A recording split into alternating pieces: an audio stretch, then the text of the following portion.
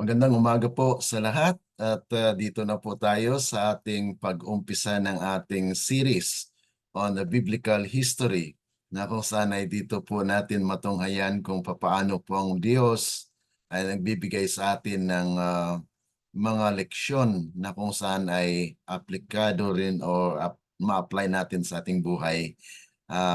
Nais ko munang magkaroon ng prayer thought. Okay? Ito po ngayon ang title natin ng ating topic sa umagang ito.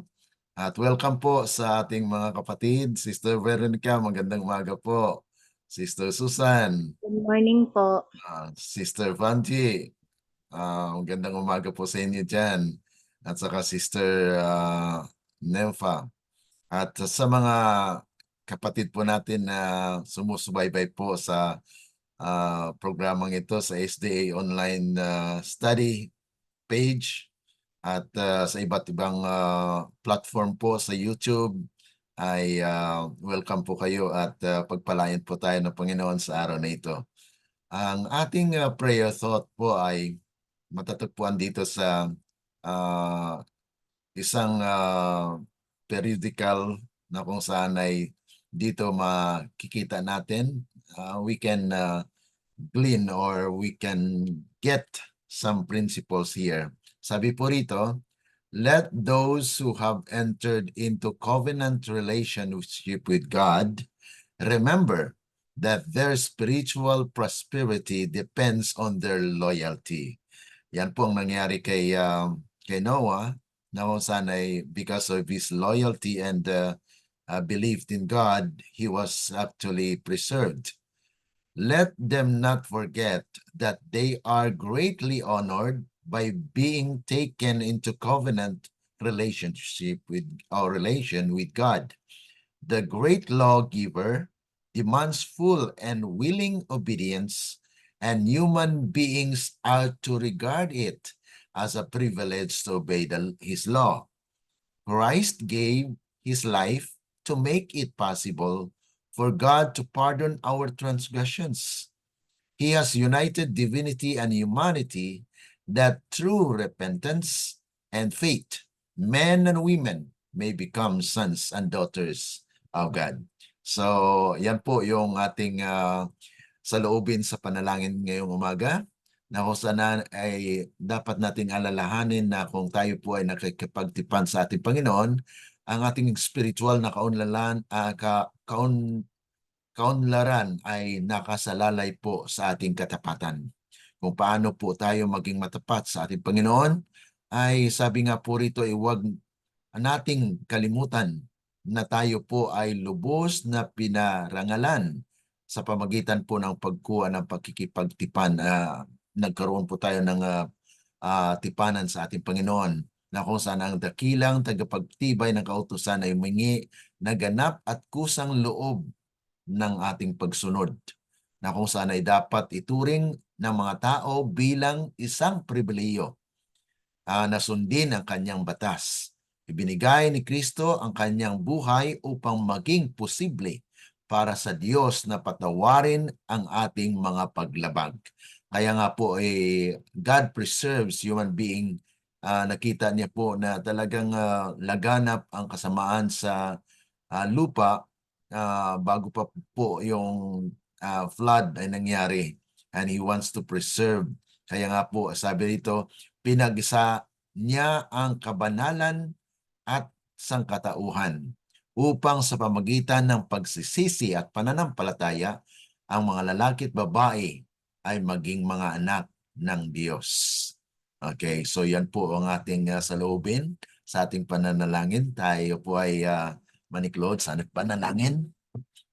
Dakila at mahabagin po naming Ama na nasa langit ka, sa umagang ito kami po ay lubos na nagpapasalamat na kayo po ay nagbigay sa amin ng karapatan at pribileyo upang kami ay magkaroon ng tipanan po sa inyo at relasyon, na kung saan ay nais namin na kayo po ang siyang manahan at mamayani po sa aming mga buhay. Dahil alam po namin na kami po ay subject sa mga tukso ng kaaway, na kami ay mapalayo sa inyo. Ngunit kami po ay lumalapit po sa inyo, hindi dahil sa kapangyarihan namin, kundi sa kapangyarihan ng inyong salita na siyang umudyok sa amin upang lumapit po sa inyo. At salamat sa pribilehiyong ito na kami po ay patuloy na mag-aaral po ng mga biblical history, na kung saan ito ang pundasyon ng aming pagkakilala po sa inyo. Patuloy nawa ng inyong banal na espiritu ang siyang gumabay sa amin upang amin pong malasap at maunawaan at maging bahagi po ng aming buhay habang kami naghihintay sa inyong madaling pagdating, at alam po natin na kayo po ay magtatayo ng inyong kaharian. Kaya salamat, Panginoon, sa pribilehiyong ito, dahil lamang po sa matamis na pangalan ng aming Panginoong Yesus. Amen. Okay, so dito po tayo sa ating patuloy na pag-aaral sa biblical history on the account of the book of Genesis. Now, sabi po rito, yung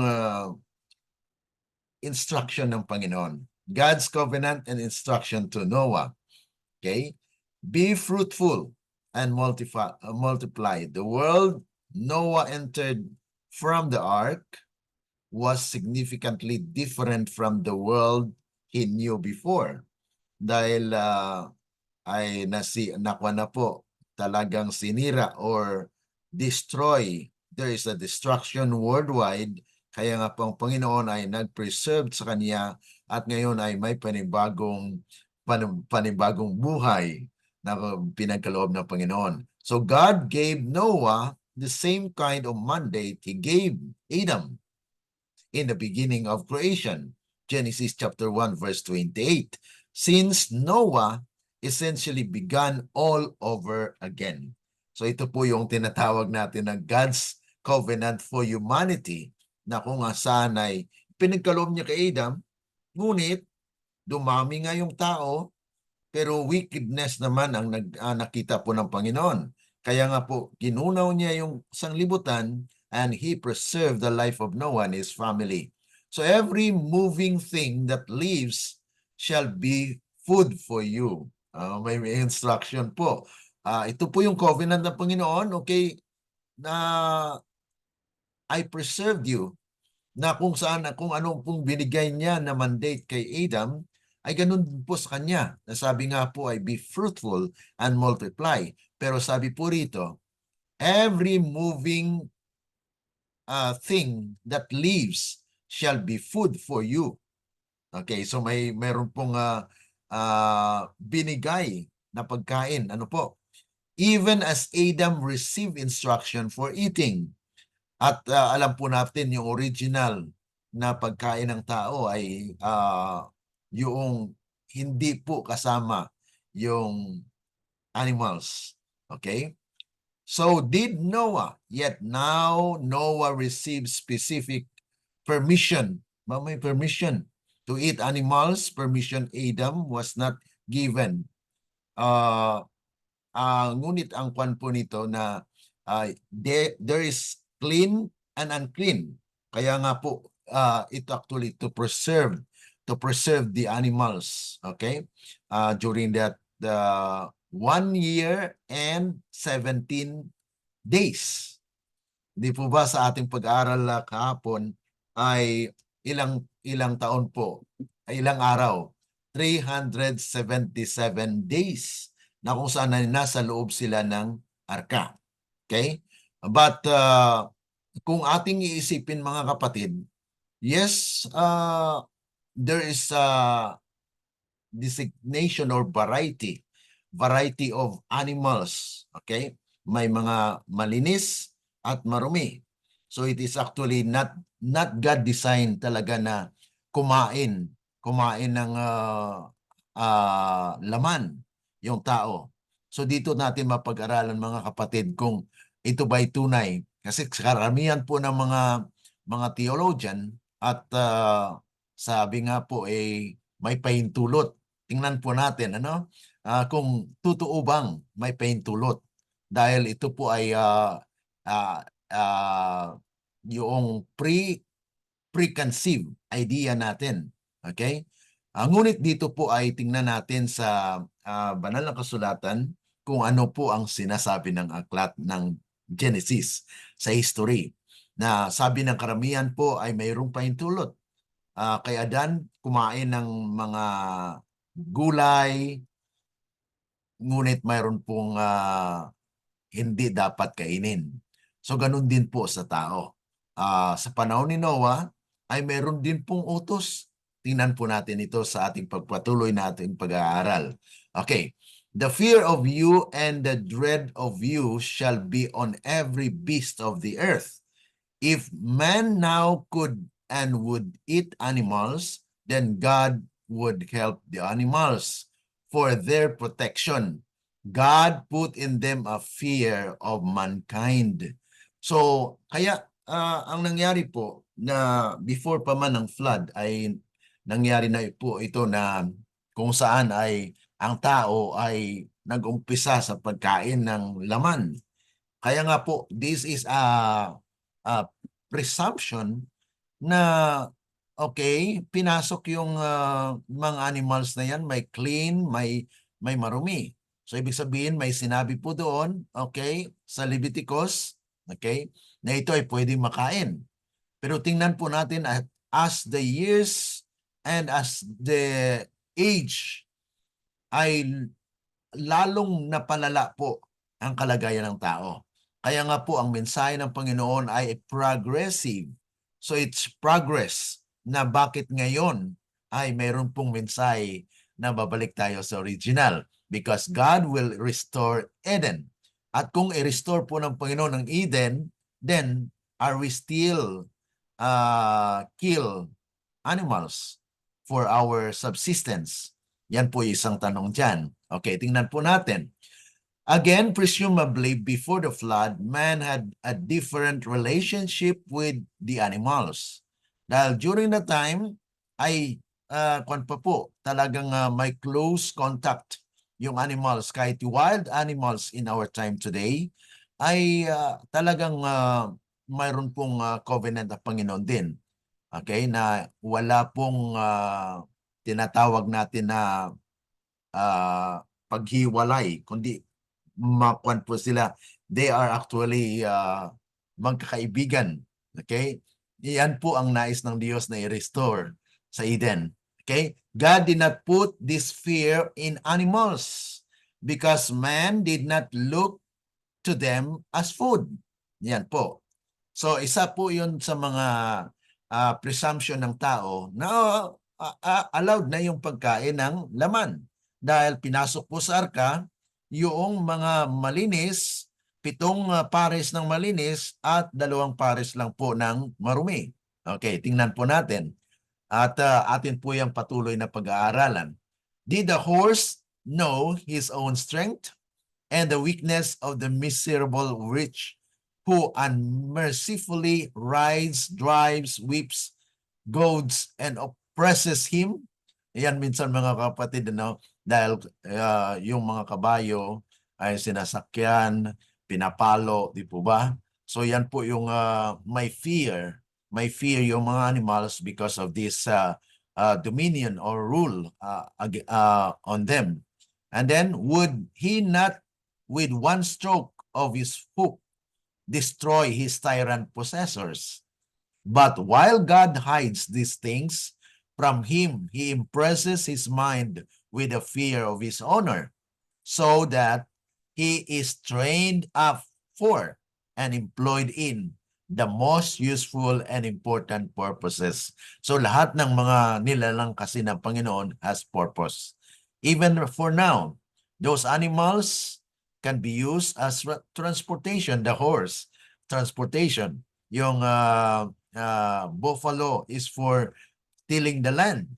So these are actually to be managed as human dominion at to preserve life.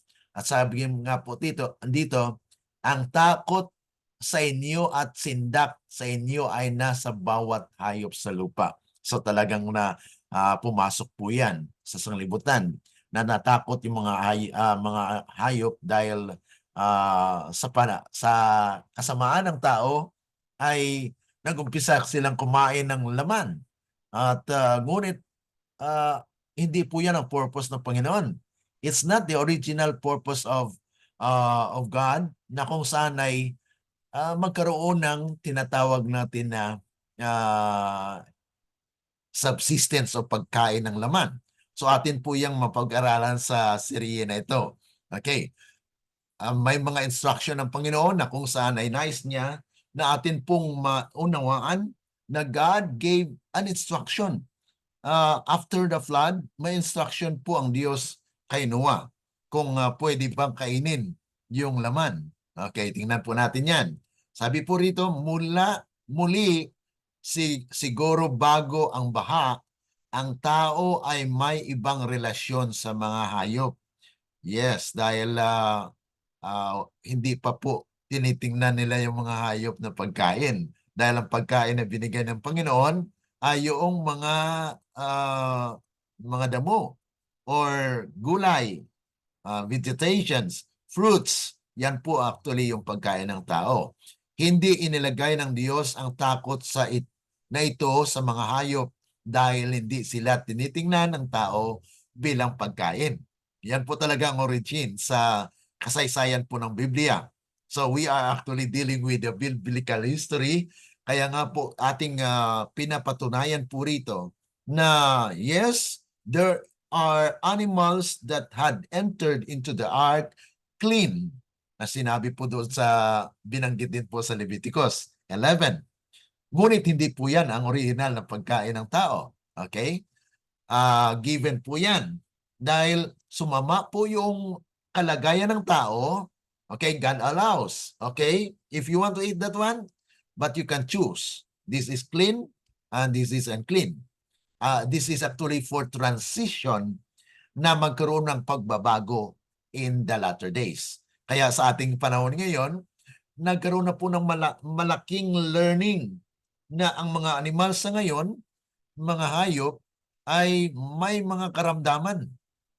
Kung kainin mo po yung animals, ayon po sa science, ay really, you can have the contamination na magkaroon po ng karamdaman. Kaya nga po ay dapat po ay maiwasan in these last days. Sabi rito, nalalaman ba ng kabayo ang kanyang sariling lakas?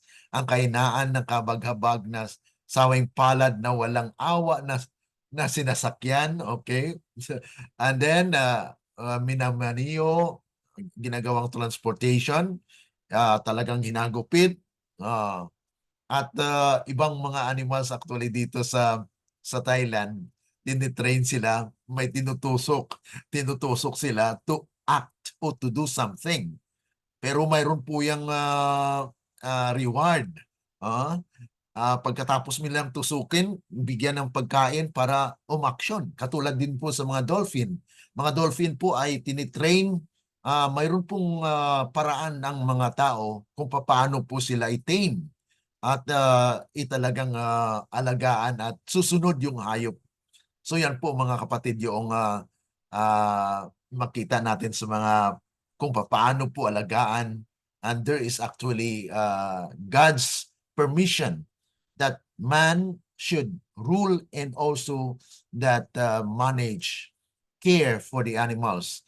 Kaya sabi po rito, hindi ba niya sa isang hagod ang kanyang kuko ay sirain niya ang kanyang malupit na nagmamayari? Kung maiisip lang yung kabayo, pwede naman na mahagupit yung kanyang yung sumasakay sa kanya. But this is actually not. God made that the animals will also obey or will also be a part of God's creation na magagamit po. Ngunit habang itinago ng Diyos ang mga bagay na ito mula sa Kanya, ay pinakintal niya ang kanyang isipan ng takot sa kanyang may-ari upang siya ay sinanay para magtrabaho. Okay? Kaya yung mga animals, mga kapatid, kahit yung aso ngayon ay matitrain mo, susunod siya because of the reward as well. Kasi ang mga hayop ay pag pinakain mo, they feel that they are cared for. So yan po mga kapatid, ang mga kaparaanan kung paano po patuloy na nagkaroon ng relasyon ang tao sa mga hayop. Okay? But you shall not eat flesh with its life, that is its blood. Okay? Yan po ay mababasa natin basahin nga po natin sa Genesis chapter 9, verse 4. Okay, ito po yung bahagi na kung saan ay sa biblical history, there is an instruction that after the flood, Noah was given an instruction. Kaya, umpisahan po natin sa verse 1 para may background po tayo. Genesis chapter 9, verses 1 to 4. Binasbasan ng Diyos si Noe at ang kanyang mga anak at sa kanila'y sinabi, kayo magkaroon ng mga anak at magpakarami at inyong punuin ang lupa. Ang takot at sindak sa inyo ay darating sa bawat hayop sa lupa, sa bawat ibon sa himpapawid, sa lahat ng gumagapang sa lupa at sa lahat ng isda sa dagat. Sila ay ibinibigay sa inyong kamay. Bawat gumagalaw na nabubuhay ay maging pagkain ninyo. At kung paanong ibinigay ko sa inyo ang mga luntiang halaman, ibinibigay ko sa inyo ang lahat ng mga bagay. Ngunit huwag ninyong kakainin ang laman na kasama ang buhay nito, ito ay ang kanyang dugo. Okay. So dito po ay mababasa po natin na pinagpala po si Noe. na at mayroon pong covenant na magpakarami kayo or replenish the earth. So ibig sabihin yan pong sinabi ng Panginoon ay sinabi niya rin po kay Adam na kung saan ay dadami ang tao. At ito nga po ay mayroon pong instruction kaalisunod po nito na mayroon pong mga dapat hindi gawin. Ano? Kaya nga po sabi rito na kung saan ay Noah ay binigyan ng pagpapala ng Panginoon at mayroon din po siyang dapat na sundin. At kaya nga po siya po yung representative that was preserved, given life. Napag-aralan natin kahapon na kung saan ay God made the covenant of life and preservation. Na maalala po yung flood when there is a rainbow. Ang rainbow ay tinitingnan din po ng Panginoon niya, I have a covenant for Noah na I will preserve life and I will let them live and has a purpose in life. At gagamitin po yan for His glory as well. Okay? Kaya nga po, Noah that if animals were killed or eaten, they must be a proper respect for the blood. Okay? Which represents the life principle in the animals. So, ang purpose lang pagpatay actually ng animals is for righteousness sake. Bakit po? Sa panahon na nagkasala si Adan at si Eva, ang Diyos mismo ang unang pumatay ng animals, ng lamb. Lamb for a purpose. What's the purpose?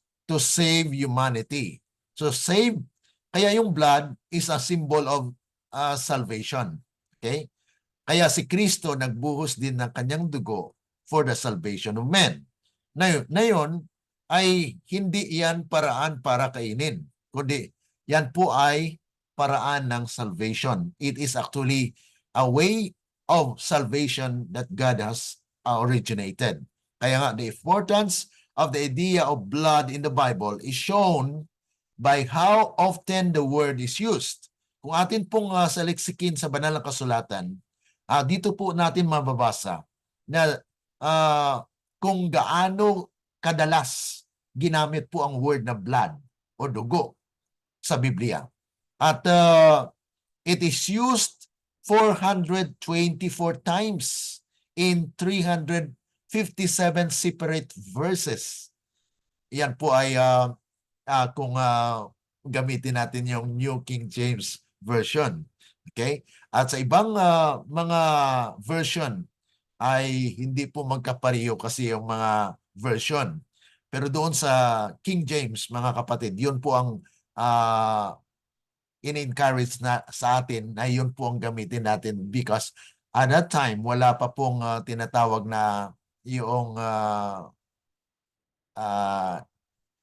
tinatawag na ginagamit nila actually for their own.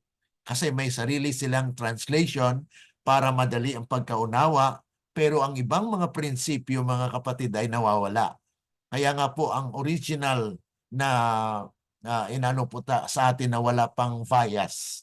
Wala pa po yung biases. Kasi marami na pong mga reliyon, kaya yung mga reliyon na yon ay nag-umpok-umpok para i-translate yung Biblia. Pag sila na po ang mag-translate, ang ibang mga punto doon sa Biblia, mga kapatid, ay nawawala. Especially yung New International Version. Ang New International Version, mga kapatid, hindi natin ma-prove ang ating sanctuary doctrine. Okay? Nawawala po ang doktrina ng sanktuaryo sa New International Version. Kaya nga po, kung gagamitin po natin ang New International Version to study about the doctrine, the fundamental doctrines of our church, the Seventh-day Adventist, mga kapatid, ay mawawala yung sanctuary. Napaka-importante ba naman ito na yung sanctuary doctrine is very important for us, mga kapatid, bilang Seventh-day Adventist. Because nag-umpisa po ang Seventh-day Adventist about doon sa cleansing of sanctuary. It was actually in 1844, October 22, na kung saan ay si William Miller studied the book of Daniel, especially in the chapter 8, verse 14, na kung saan ito po yung tinatawag natin the longest prophecy na nabanggit po na 2,300 days or years na prophecy po from 457 up to 1798 1844. Kaya nga po yun po yung lumitaw yung Adventist, the Millerites movement. So dito po ay binabalik po natin yung prinsipyo na kung saan ay dapat yung gamitin natin na Biblia ay King James Version, not those later version, dahil nawawala na po yung doktrina. Hindi natin ma-prove yung doktrina ng sanctuaryo, especially if you are using the New International Version. Okay?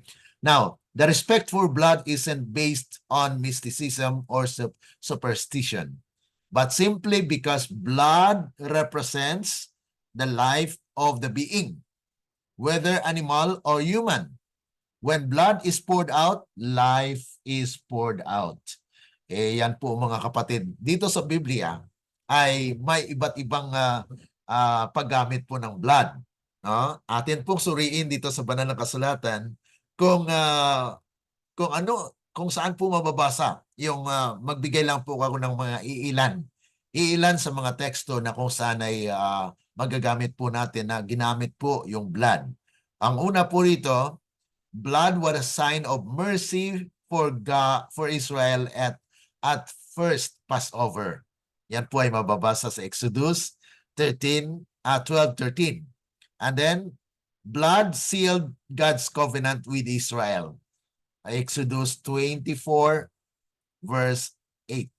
So yun po yung significant ng blood, ano? Mayroon pang dagdag po yan mga kapatid, ano? Dagdagan natin yan, ito. Inulit ko po dito yung dalawa na yon. Very, very significant po dahil yan po yung palatandaan ng salvation. God saved the people of Israel because of that blood. Okay?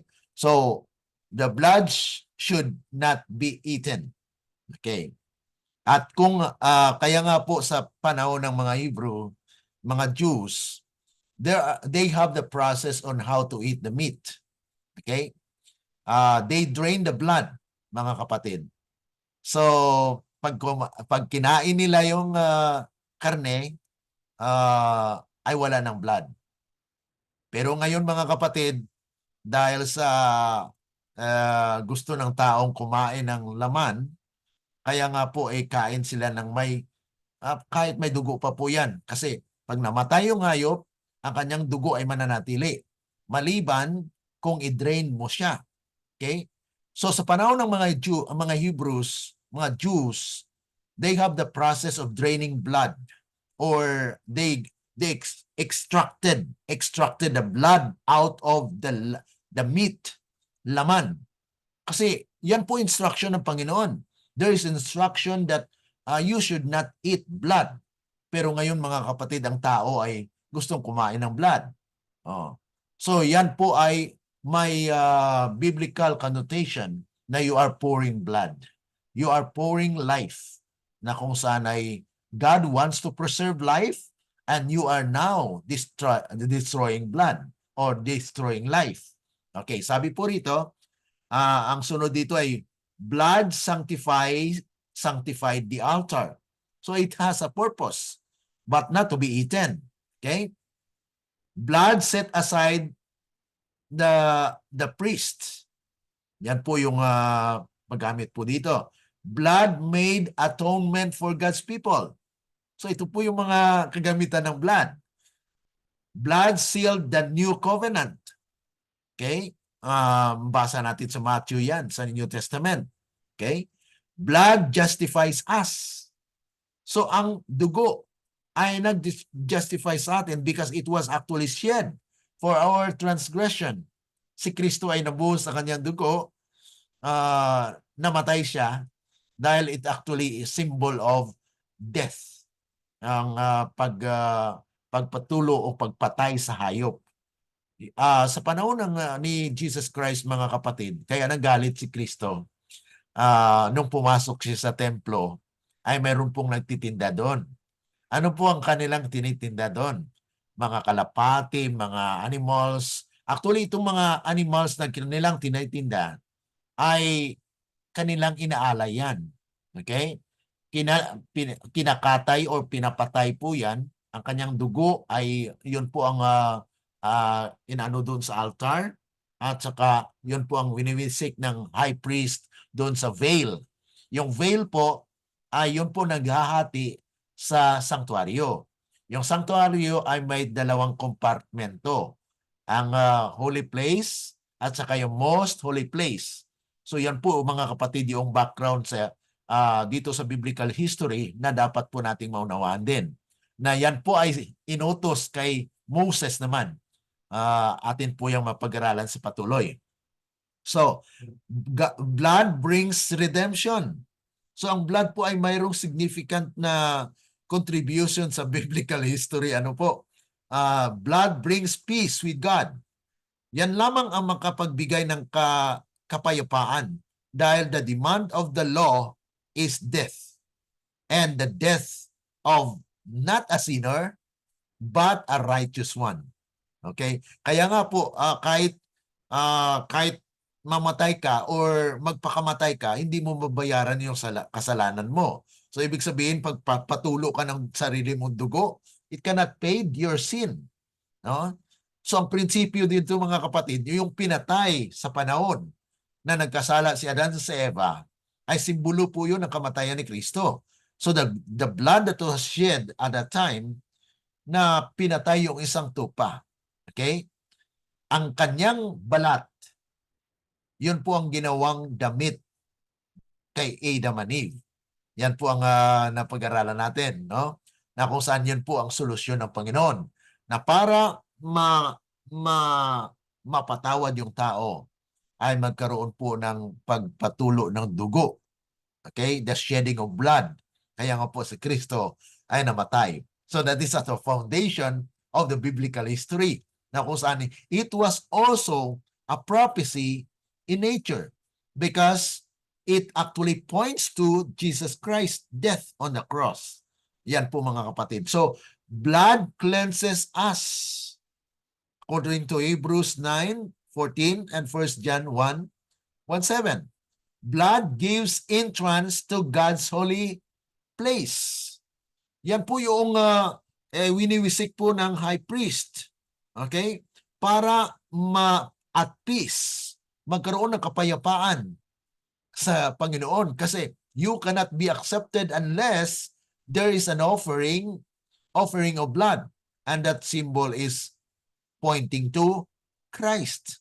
Kaya yung sanctuary doctrine of the Seventh-day Adventist is one of the pillar of our faith na kung saan ito po yung fondasyon ng ating reliyon bilang Seventh-day Adventist, the last church that exists in this earth na may covenant ng Panginoon, na patuloy na may palatandaan na tayo po ay mga anak ng Diyos. Okay?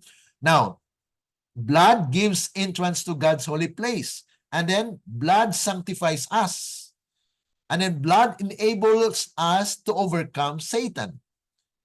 So, ito po yung kahalagahan ng dugo. Kaya nga po, instruction ng Panginoon yan, don't eat flesh with blood. Okay, in it. Pero ngayon mga kapatid ay talagang kwan po yan na wala na pong proseso ng pagpatulo pa ng dugo. It's already there in the meat that men eat.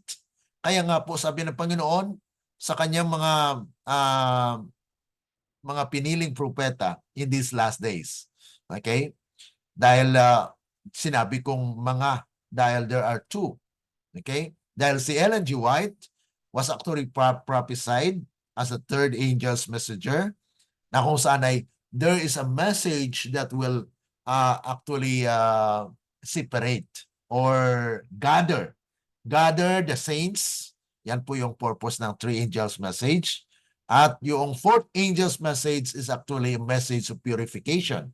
So that is actually there are prophets that has been chosen by God in order to apply the reformatory movement in the church, sa ating church, mga kapatid. So dito po makikita natin that ang dugo ay hindi dapat kainin.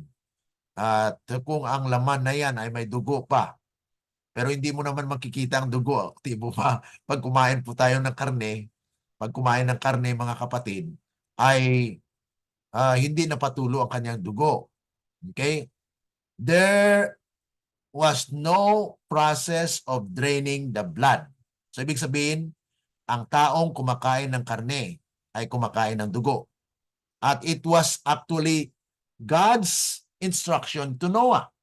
Kaya in biblical history, makuan po natin, we can prove that we should not eat meat. Okay? We should not eat meat. Maliban, sabi doon, na don't eat blood. So dapat may process po na ma-drain yung blood. Mahiwalay doon sa flesh, sa karne. Pero walang ganong process na ginagawa ang tao. Kasi pag i-drain mo po yung blood doon, wala nang lasa yan. Nandoon ang lasa ng tao. Yan ang gusto niya. Kaya nasanay na po na, masarap yung karne, masarap yung ganito. Because may blood po yan. Okay? Nandyan po yung lasa niya. Pero yan, it will actually affect our body. Dahil kung ang hayop, ang animals ay may karamdaman bago po siya pinatay, yung sakit na yon, yun na nga ang sakit ng tao ngayon. Kaya based on the scientific study, na ang cause ng cancer ay nanggaling po yan sa animals. At magkaroon lang po ng additional yung tinatawag natin na mga other sources. Nag-enhance po siya because of those carcinogenic food. Carcinogenic things o chemicals na kung saan ay nakakain na intake ng tao. So yun po ang nagpapalala sa karamdaman ng tao sa ating panahon ngayon. Now, basahin po natin ang verses 5 to 7. Okay? Verse by verse po tayo ngayon para at least makakuha po talaga natin yung anong sinasabi ng banal na kasulatan. Okay? Genesis chapter 9 verses 5 to 7. At tiyak na aking hihingan ng sulit ang umutang sa inyong dugo. Aking hihingin ito sa bawat hayop at sa mga tao, bawat isa para sa dugo ng iba. Hihingan ko ng sulit ang umutang sa buhay ng tao. Sino mang magpadanak ng dugo ng tao, ang dugo ng taong iyon ay papadanakin ng ibang tao, sapagkat nilalang ang tao sa larawan ng Diyos. At kayo'y magkaroon ng mga anak at magpakarami. Magbunga kayo ng sagana sa lupa at magpakarami kayo roon.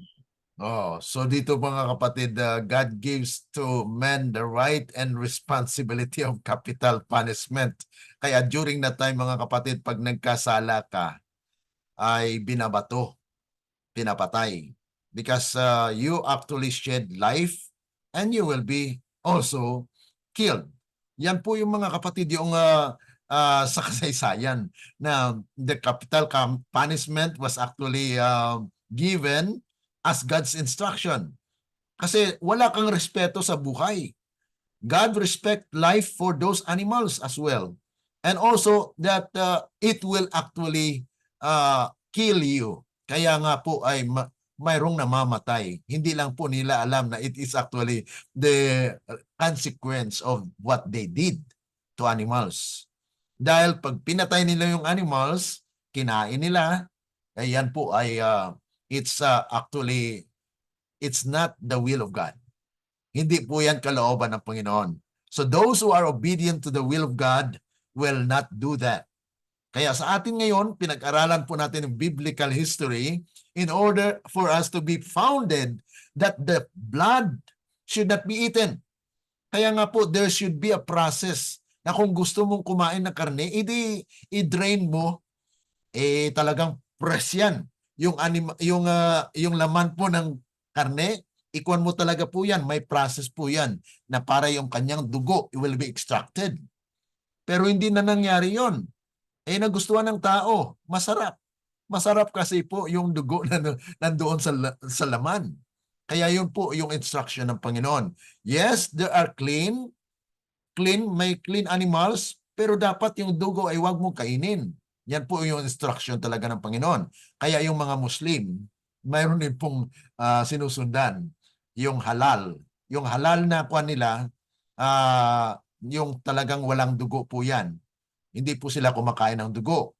So mas mabuti pang mga Muslim kung gano'n, na hindi po sila kumakain ng dugo. Pero minsan mga kapatid ay yan po yung nasa perversion na perverted na yung ating appetite. The people, human being has been perverted by eating this meat, mga kapatid.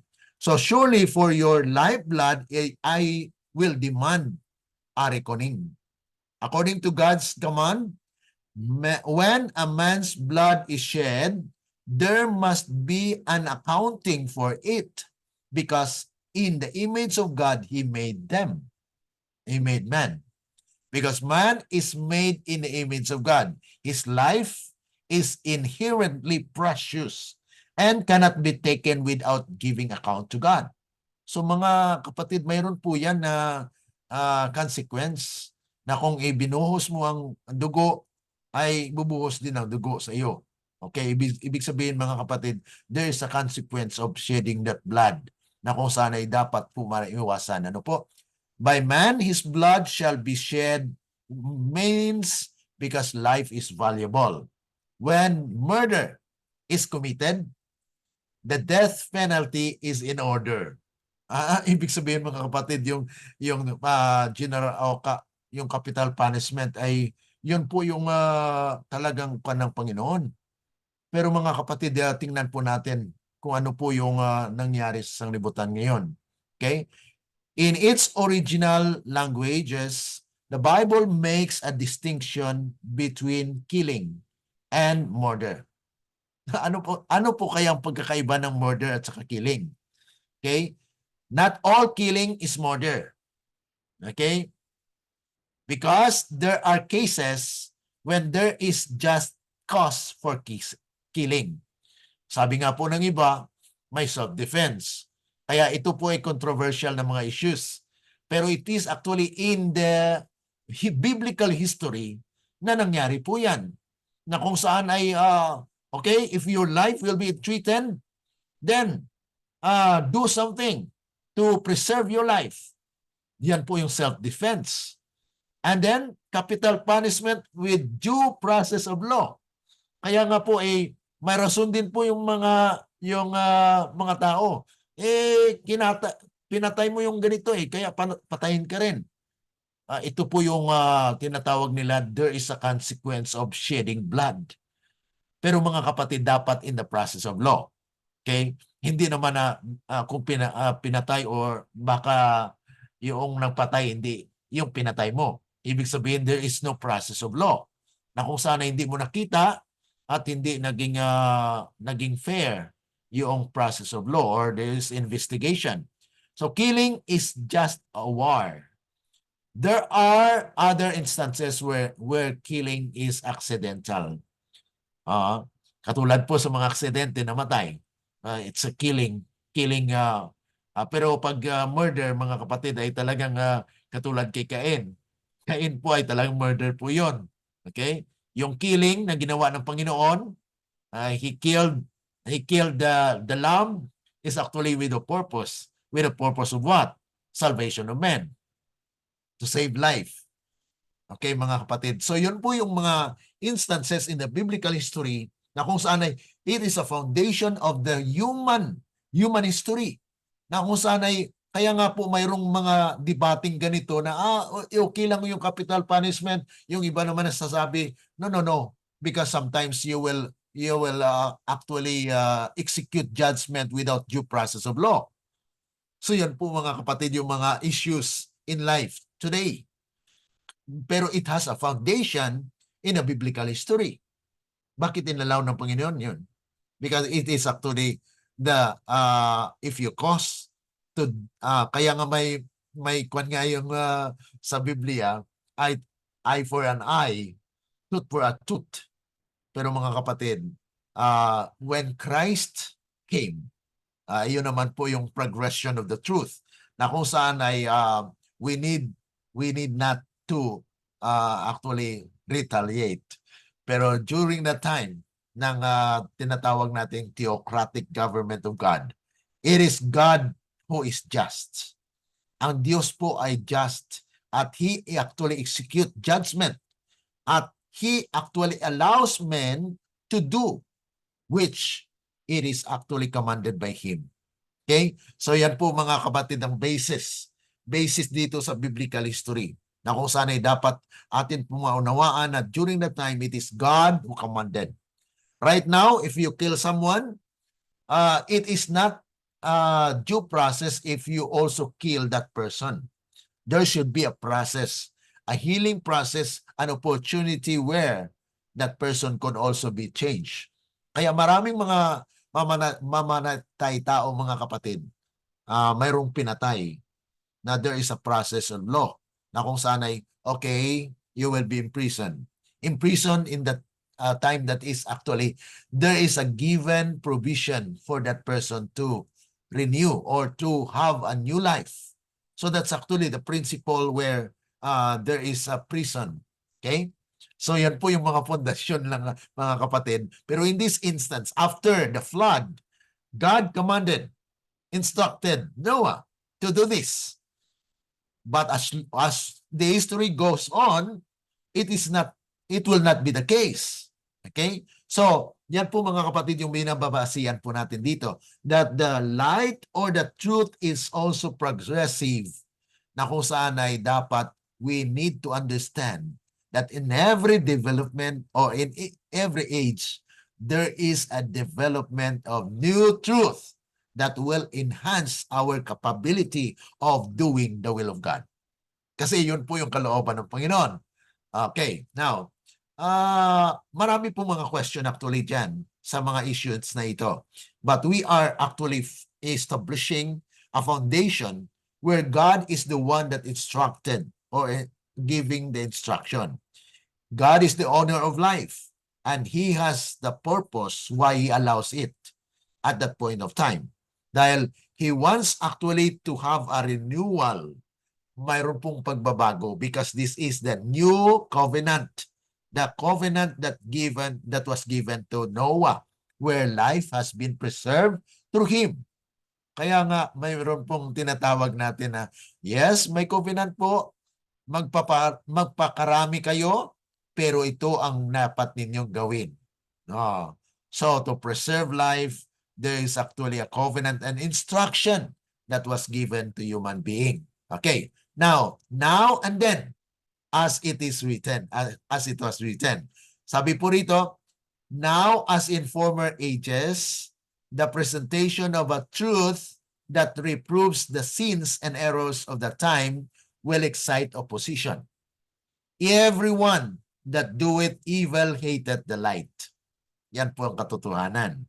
Na kung saan ay yung mga na gumagawa ng kasamaan ay talagang they hate the light.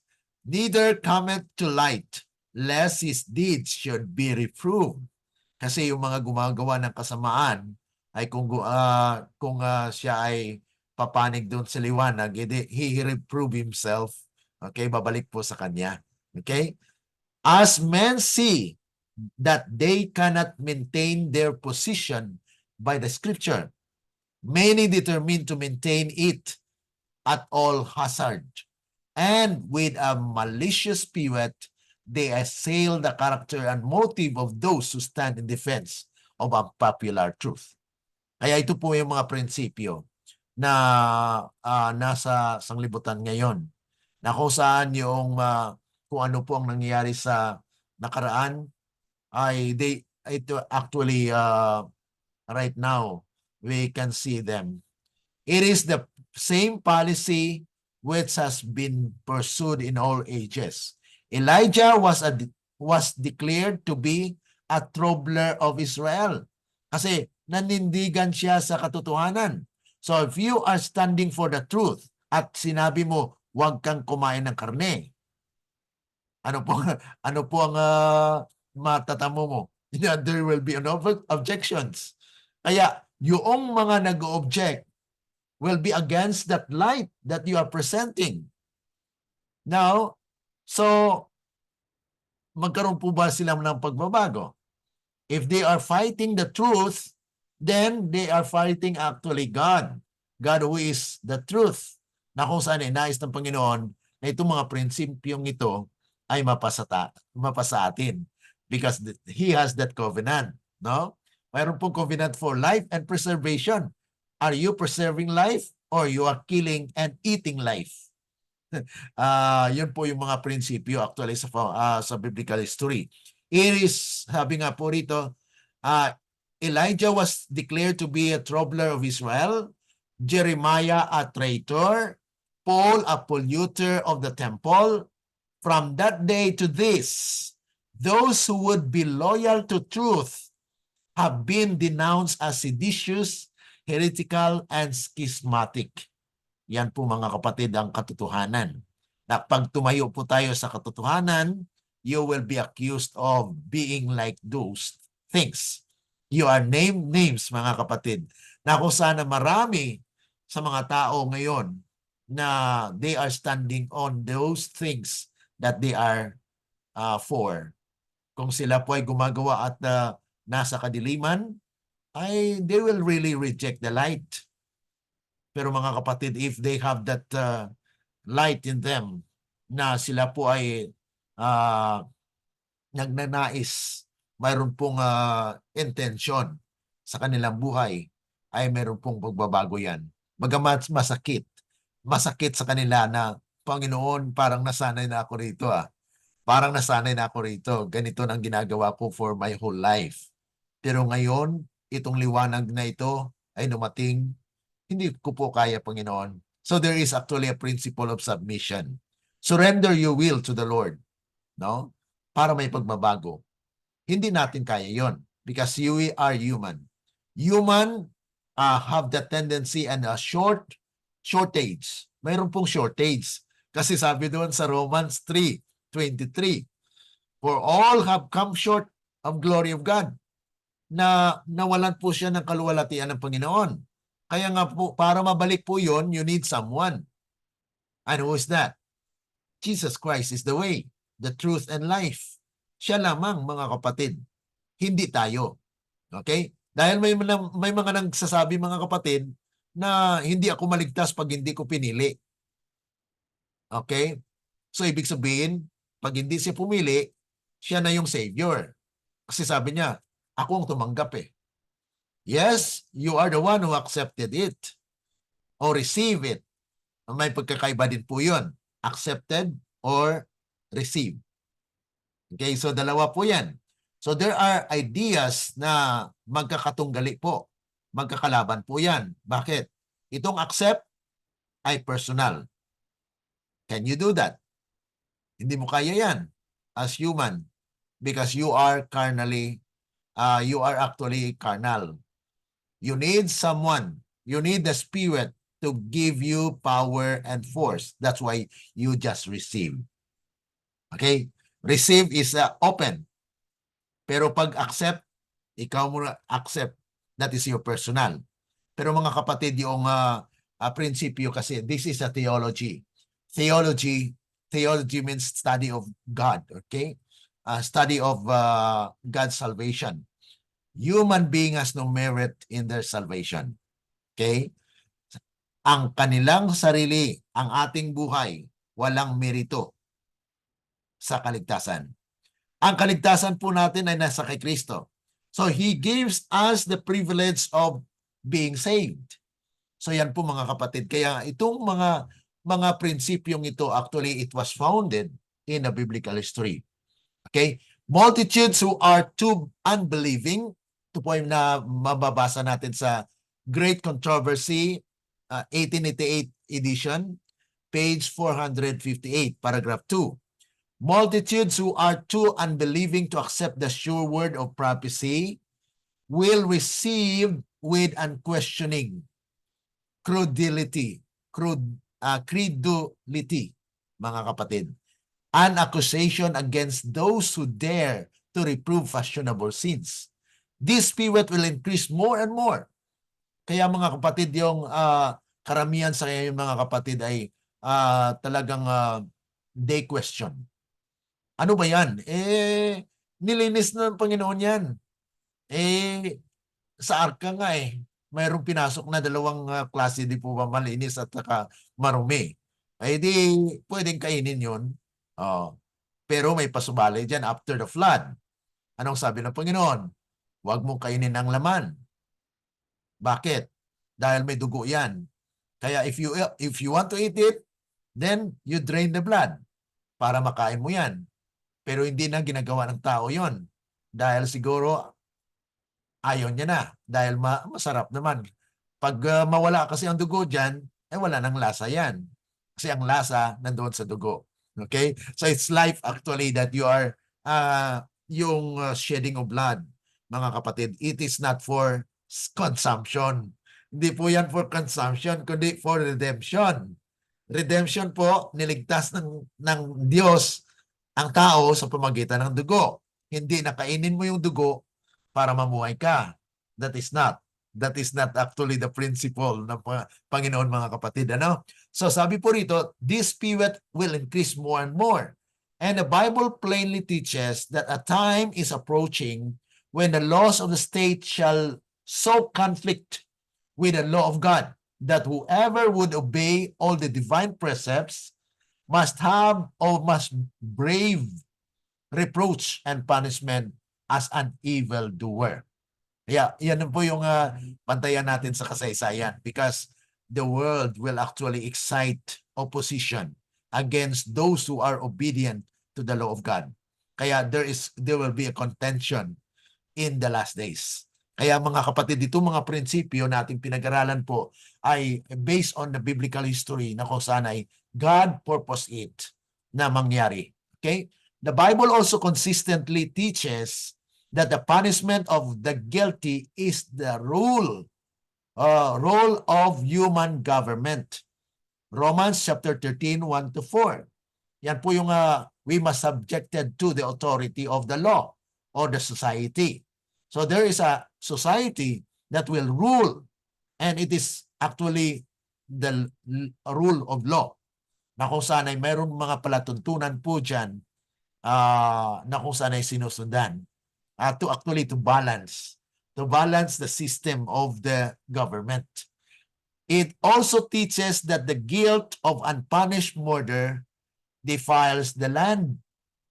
Ano pong nangyari sa Israel noon na nagkasala si Achan? Apektado po ang dahol.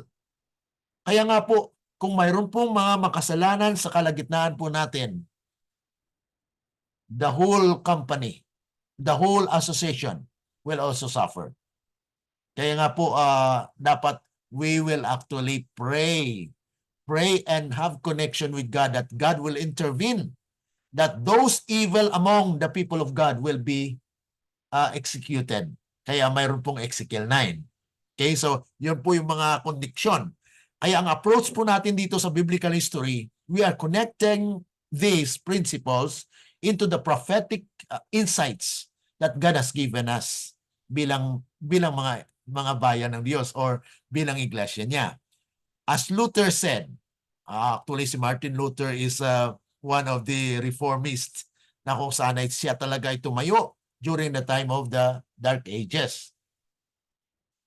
God establishes government and gives it the sword to hold wantonness in check, lest violence and other sins proceed without limit.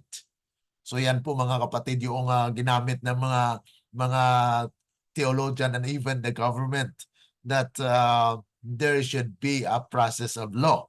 Okay? From the hand of every beast, I will require it. Yun po yung sinabi sa talata kanina. To see the strength of God's command. He even requires a reckoning for the life of men from every beast.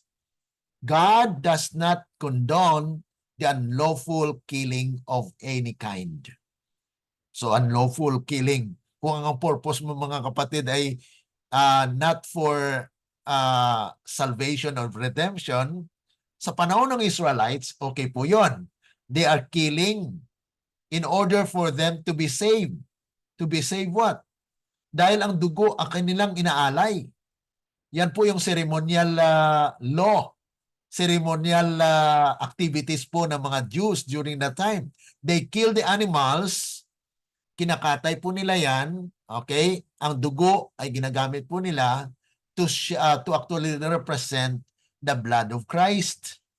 Pero nawala po yon. Paano nawala? Because Christ is the fulfillment of that. Kaya mula nung namatay si Kristo, wala nang killing of animals. Pero dahil nasanay ang tao, yes, napatuloy na yung dugo, and then yun, they actually like to eat, to subsist, and to live with the blood shed, na kung saan yan po ay hindi kalooban ng Panginoon. So from the hand of every beast, I require thee, may reckoning po mga kapatid, to see the strength of God's command. He requires reckoning for life. Yan po yung mga kapatid. Be fruitful and multiply. This point was repeated because it needed emphasis. The earth badly needed repopulating. Kasi walang tao po mga kapatid. Pero ngayon, ay may marami na pong tao. Kaya you must also control. Mayroon na pong mga kapatid niyang mga legislations na kung saan ay actually in China they have this policy na they are actually give gifts. Gifts for those who have zero wala silang offspring.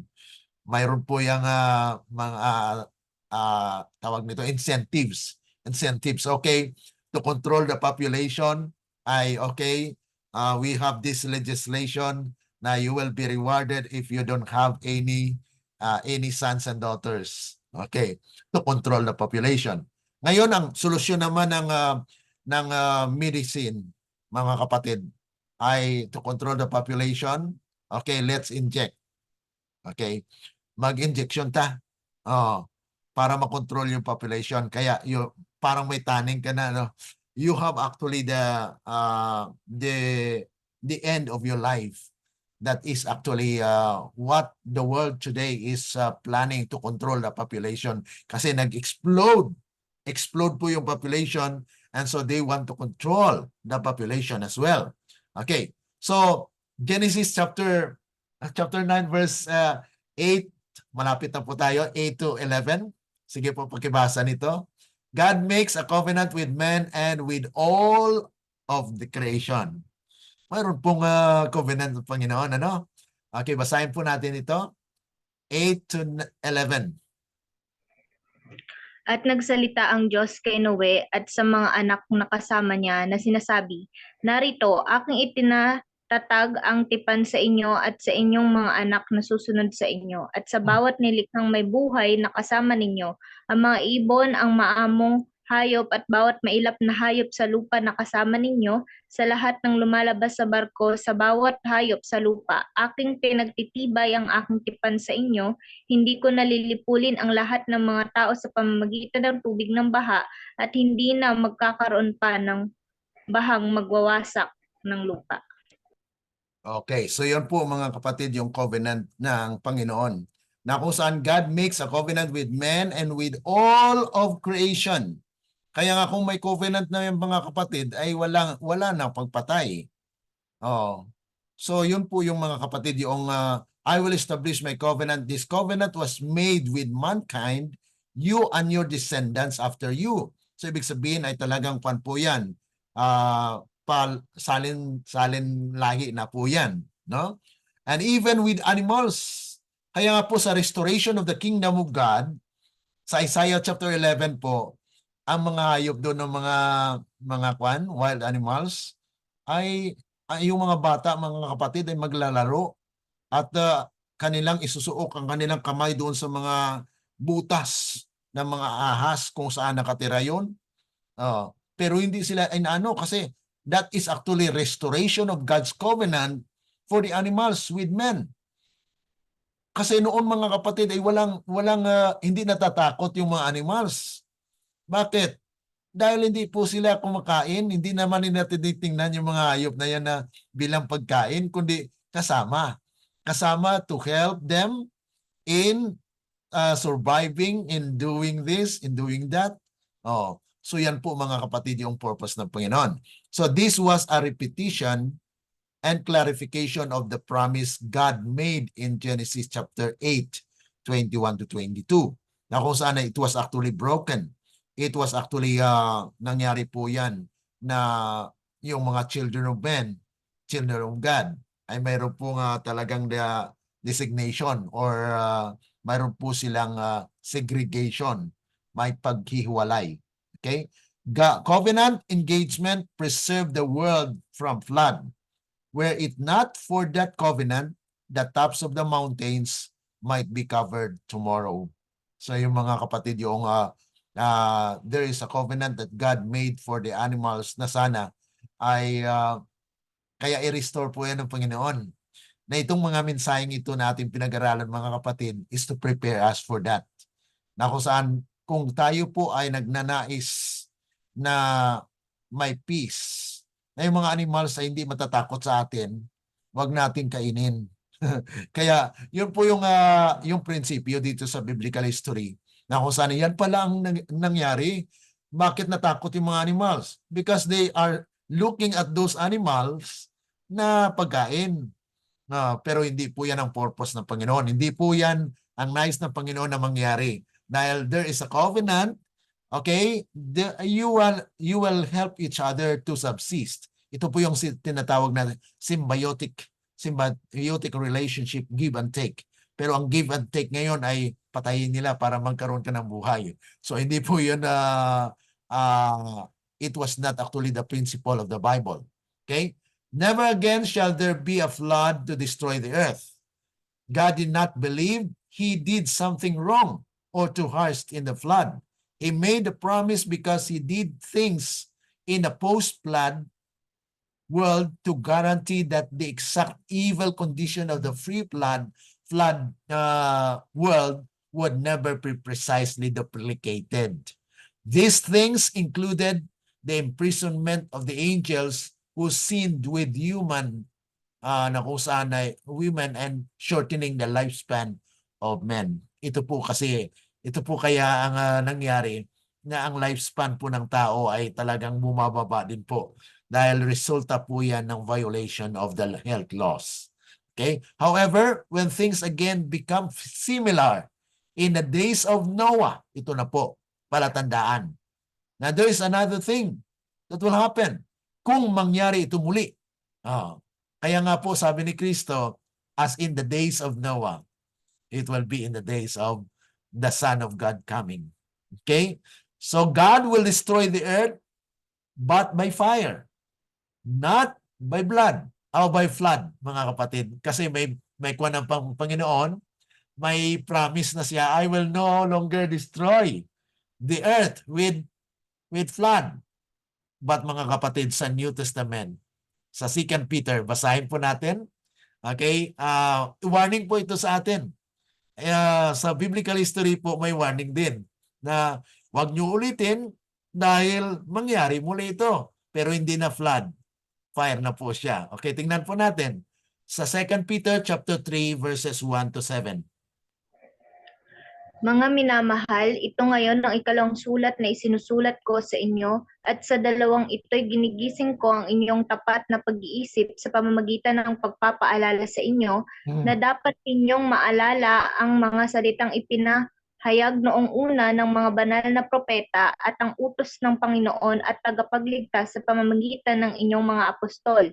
Una sa lahat, dapat ninyong malaman ito na sa mga huling araw ay darating ang mga manlilibak na manlilibak at lumalakad ayon sa kanilang sariling mga pagnanasa at magsasabi, nasaan ang pangako ng kanyang pagdating? Sapagkat buhat pa nang mamatay ang ating mga ninuno, nananatili ang lahat ng mga bagay sa dati nilang kalagayan mula ng pasimula ng paglalang.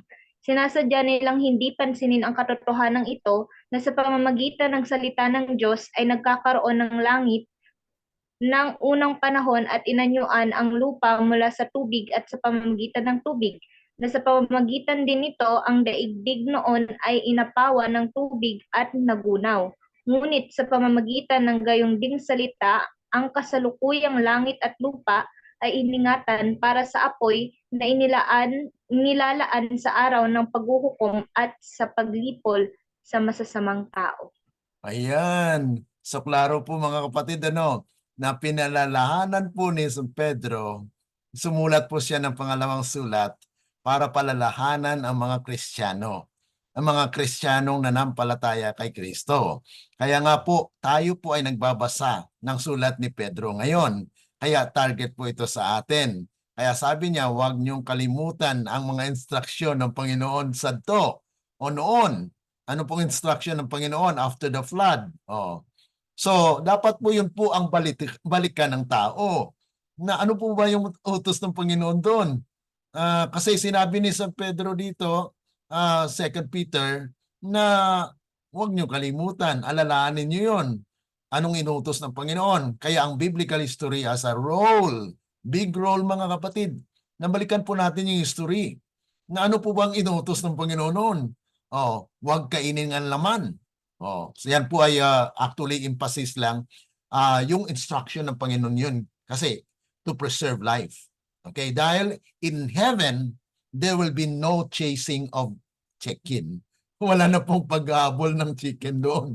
Kasi wala nang pagpatay doon ng mga animals. Hindi mo nahabulin ng mga animals doon para patayin, para kainin. Kasi kung masanay po yung laman mo, yun na nga po ay yan ang instruction ng Panginoon. Ang tanong naman ng iba, paano yung mga tao na mga Adventist na namatay na kumakain ng laman?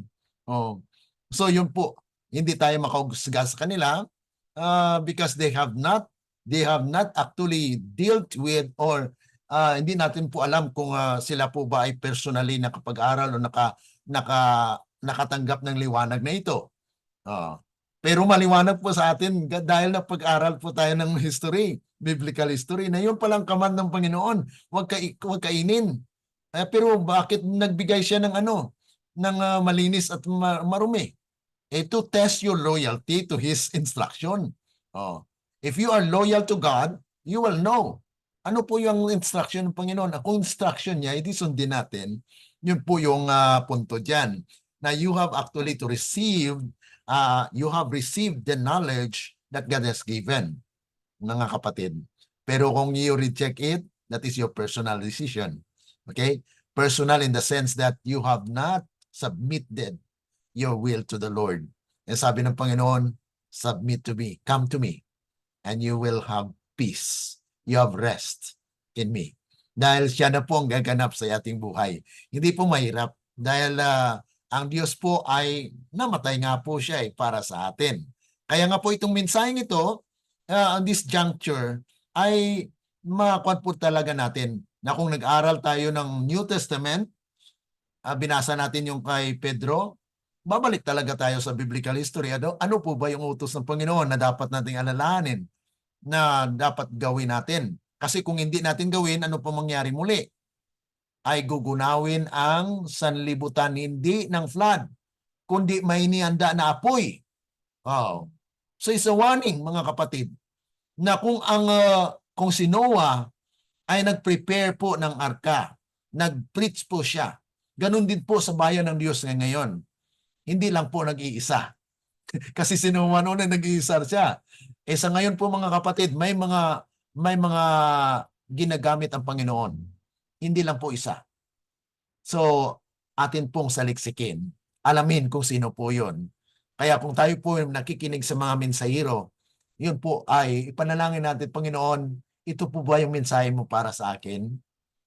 Huwag mo kagad na i-reject ako yung iba't ibang mga mensahero, mga kapatid, actually may mga mensahe sila. Hindi po lahat ay mali. May mga tama. Okay? Kaya nga po dapat we are open. We are open to the things that are spiritual. Kung nagtuturo ng mali na po yan, halimbawa, against the law of God, then yun hindi natin pakinggan. Pero yung mga kanilang tinuturo na para for character building, that's good. Take it, mga kapatid. Kaya yun po, mga kapatid, to preserve life, God has actually instructions. Okay, basahin po natin, balikan natin ang Genesis para matapos po natin yung chapter 9. Ang 10 po ang napakaganda na rin po. Next week, yan po ang ating talakayin. Umpisa po sa 10 to 12, yan po talaga yung parang tinatawag natin transitionary to the nations that we will be studying. Okay? Sabi po rito, the sign of God's covenant. Okay, basahin po muna natin ang chapter 9, verse 12 to 17. Sinabi ng Diyos, ito ang tanda ng tipang gagawin ko sa inyo at sa bawat nilalang na may buhay na nakasama ninyo sa buong panahon. Inilagay ko ang aking baghari sa ulap at ito ay magiging tanda ng tipan ko at ng lupa.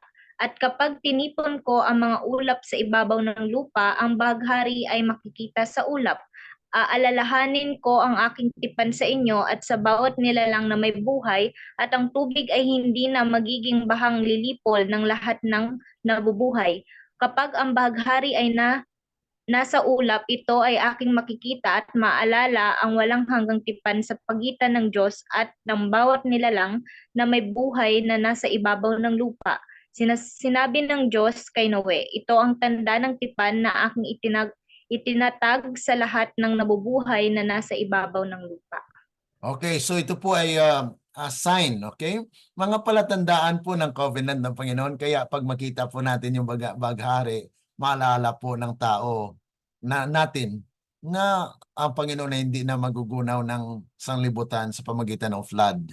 At paalala din po yan na sinabi nga po ni Pedro sa kanya sinulatan sa 2 Peter, na alalahanin nyo ang sinabi ng Panginoon para hindi kayo malipol sa panahon na ang fire na ang tutupok. Hindi na tubig, kundi fire, mga kapatid. So, this is the sign of the covenant which I make between me and you and every living creature. Kaya kasama po yung ibang mga hayop. Kaya sila po ay mayroon din covenant ang Panginoon sa kanila kasi may buhay yan eh. Kaya nga po dapat we will be actually have peace with animals. Hindi bilang pagkain. Kasi minsan ayan na po yung nangyari na we actually make it as our subsistence, na namumuhay na tayo para yung talagang for our consumption. Sabi rito po, ito po yung mga punto na ating dapat maintindihan po doon sa verses na nabasa. I set my rainbow in a cloud because the blanket of water vapors was released in the flood and the water cycle of the earth changed after the flood. This may be the first occurrence. Yan po ang una-unang nangyari po sa kasaysayan sa biblical history na nagkaroon ng rainbow. No? Wala pa noon. Sa panahon ng before the flood, walang rainbow po. Okay? Nangyari lang po yan noong after the flood na. Dahil ipakita po yan ng Panginoon na I have the covenant for you. Na ang tubig ay iipon po yan, mag-iipon yan sila, tapos makikita mo yung rainbow. Na sabi ng Panginoon, sige, uulan siya pero hindi hindi gugo sa hindi po siya mag-destroy the whole earth. Pero ngayon, mga kapatid, nakakaranas po ang ibang mga countries ng baha. Okay? Katulad po sa Saudi, sa Dubai, nagkakaroon po ng mga flood. Ito po ay yes, there are floods but not universal. Okay, yan lang po ang pandyansap ng Panginoon. Itong mga sakuna, mga kapatid, is actually reminders na may kasamaan sa lupa, kaya nagkakaroon po. Nagagalaiti yung nature. Okay? Nagagalit po yung nature. Dahil God allows it to happen, mga kapatid. It is God that controls everything. And He has a purpose for everything, mga kapatid. It shall be, sabi nga po dito, God used the rainbow as a sign to Noah and all generations that he would be faithful to his covenant. It shall be for a sign of the covenant between me and the earth. Every time we see a rainbow, we should remember the faithfulness of God. Kaya yung simbolo po ng rainbow, katulad po doon sa Revelation, pag mabasa niyo po ang rainbow doon sa sa Revelation, especially pag mag-aral po tayo ng Seven Seal, yung rainbow po doon ay actually symbol of God's faithfulness. And every one of His promise na kung saan ay lahat po ng promisa niya ay matutupad. He even says His covenant of peace with us is just as sure as His covenant with Noah and all the generation. Okay? So ito po mga tanda ng tipan ng Panginoon. I will look on it to remember the everlasting covenant. The other mention of rainbow in the Bible are set in the context of God's enthroned glory. Yan po ang Ezekiel actually at saka sa Revelation. Kaya sinasabi ko po mga kapatid, may nabanggit po sa Revelation. Especially when you study the seventh seal. And Ezekiel chapter 1 verse 28 as well. Na ito po ay the symbol of God's enthronement, the power, the faithfulness of God to rule over the earth. Okay? If God set a rainbow around His throne, it is impressive that He set us so close to Himself, a reminder of His promises to man. God does not only look at the rainbow on earth and remember the covenant. He also looks at the rainbow that surrounds His throne. God is committed to remaining faithful to His covenant. One of the same principle, the believer glories in the sovereignty of God because he knows God's sovereignty is in his side. It means no good purpose of God relating to the believer will ever be left undone. So yun po mga kapatid, yung napakagandang lesson natin ngayong umaga, na God made a covenant with humanity. Not only for Noah now. Okay? Dahil kahapon ay atin pong napag-aralan ang covenant ng Panginoon kay Noah. Ang covenant po to preserve life and covenant of life and covenant of preservation, na He preserved Noah. Now, we have given this covenant na this is not only applied for Noah, but for all living creatures. Not only man, but also animals. Because God actually want to preserve life. Kaya nga po, in heaven, there will be no killing. Kaya God will restore everything na walang pagpatay. Kaya para mag-practice tayo, sabi nga po, heaven is a prepared place for those who are prepared. Heaven is a prepared place for the prepared people. The question is, are we prepared? Okay, so reaction po natin, mga kapatid, bago po tayo mag-pray sa ating closing prayer. Any reaction? Any interaction or interaction doon sa mga bagay na nabanggit po sa ating pag-aaral? Reflection po sa mga bagay na inyong na-learn at maaring dala-dala nyo na po sa inyong buhay. Okay? Anyone po? Ako po, brother. Sige po. Sa pag-aaral po natin sa araw na ito, mas lalo ko pong naintindihan kung bakit hindi inaalaw ni Lord na kumain tayo ng karne. Kasi nga, yung dugo is parang symbol ng life. Kaya kapag kumitil tayo ng buhay ng hayop, para na rin tayong kumikitil ng buhay na ibinigay ng Panginoon sa mga hayop. So, it's not parang unfair or hindi siya justice kung kikitil tayo ng buhay ng mga hayop. Kasi nilalang din naman sila ng Diyos, parang ganun pa na parang tayo. So, ayun din pa. And then yung covenant po ni Lord na yung rainbow is a sign of His faithfulness. Yun lamang. Amen. Okay, so at least you have something clear. At kwan po yan, talagang very distinct na prinsipyo na sinabi sa 2 Peter na alalahanin natin yung nangyari kay Noah, na wag naman sana tayo mapagaya doon, na dahil they subsist on the things that God did not allow, that's why there is a destruction of the earth. Kaya nga po sa atin ngayon, pinalaalahanan po tayo, binigyan po tayo ng liwanag para po at least maging malinaw po sa atin na ayun pala ang purpose ng Panginoon. God is restoring the earth that is actually renewed with the principle that life is precious, that we are not to kill any, na kung saan ay yan po yung nais ng Panginoon na mapasa atin po. Okay? Any more? Sister Nympha, mayroon po kayong sasabihin for our last part nitong ating study.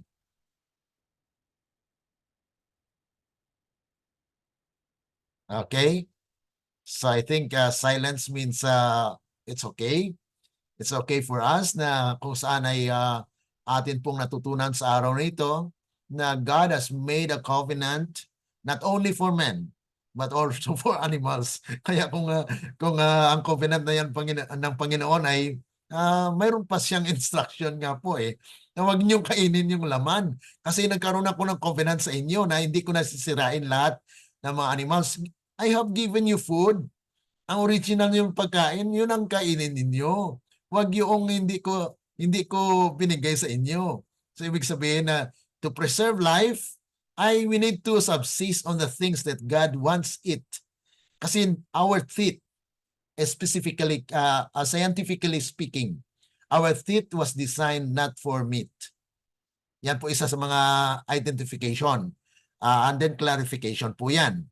Na kung saan ay our structure of our teeth is not designed for meat. Compare it with the carnivorous animals. They have fangs actually to really grasp the flesh. So they are designed for meat, but our teeth is not designed for that. So yan po mga kapatid, it's actually a learning for us. In our biblical history, sabihin natin na biblical history yan, parang hindi naman importante yan. Ayan po yung sabi ng iba. Pero as we learn more deeper of the history, mga kapatid, it will prepare us. It will actually give us more understanding na kung saan ayan palang nangyari. Kaya God is just. Ma-appreciate po natin ang Panginoon. Ang ganda naman ng plano ng Panginoon. Ang ganda po ng sistema niya na kung saan ay mabalanse po, na fair po talaga ang Panginoon, na binibigay niyo po ito. Okay, I covenanted you. May covenant po ako na binigay sa inyo. Pero ito lang ang dapat na gawin ninyo. Huwag lang ninyong gawin ito. Kasi pag ginawa niyo yan,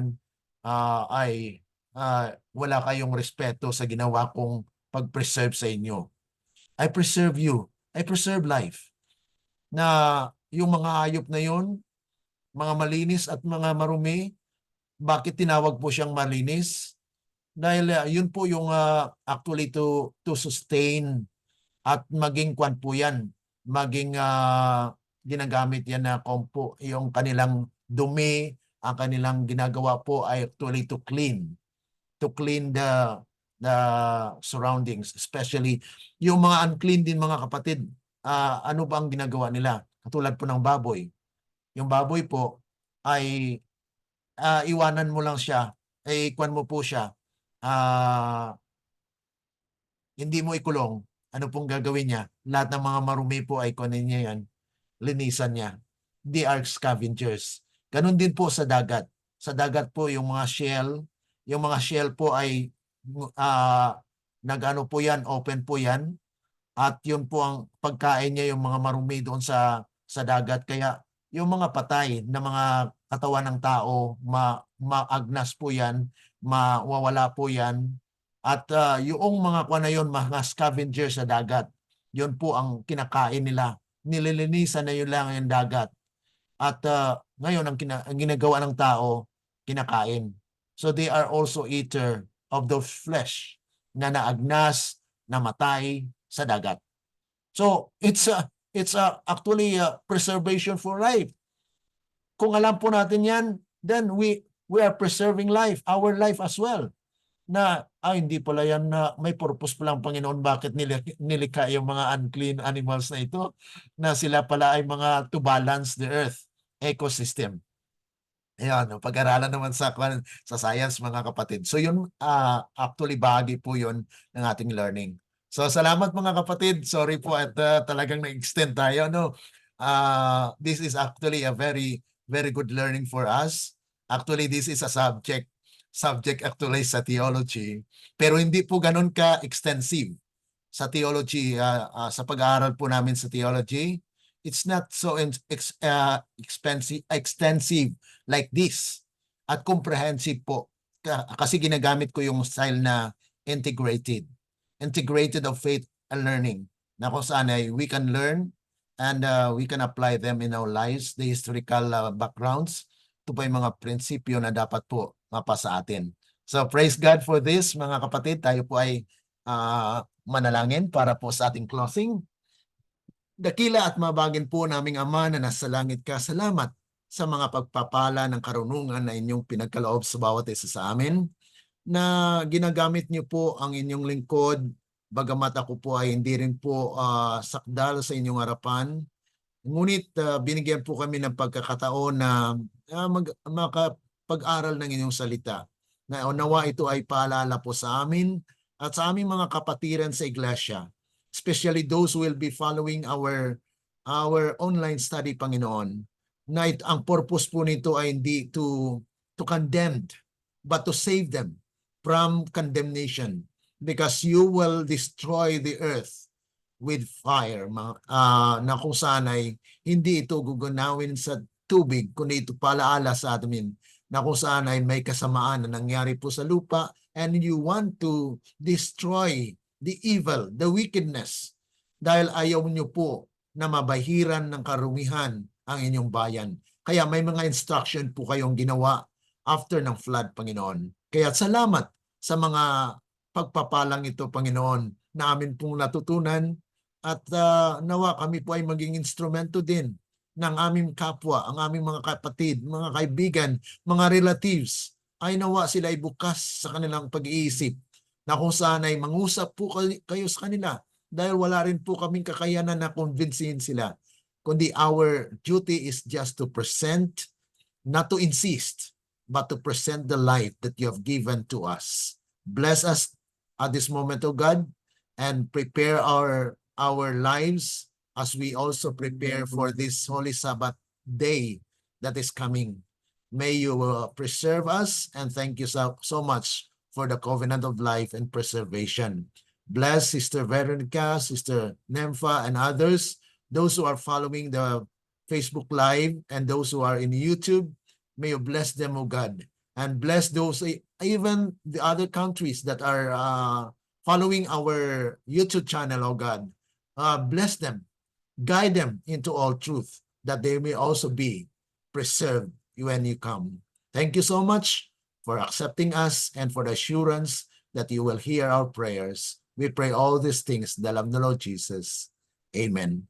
Let the words of our mouth and the meditations of our hearts be acceptable unto thine sight, O Lord, our strength and our Redeemer. Amen. Amen. Amen po, brother. Magandang araw po sa inyong lahat. God bless you. Thank you po, brother. God bless you. Okay, God bless. Bye-bye. Bye. Okay.